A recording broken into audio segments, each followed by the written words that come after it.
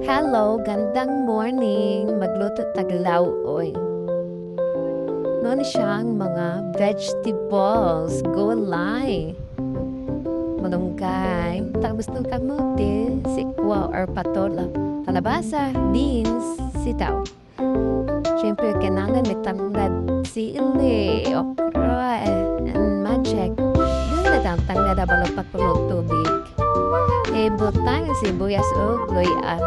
Then isunod ang kalabasa, of course. Then patola, sikwa ba? Then sitaw. Lalo din ang sili o ang okra. Then haluin, takpan ka man. Din ang mga dahon-dahon. Muna siya ang tagbusog kamuti o ang malunggay. Tapos timpla na tagasin. Then magic.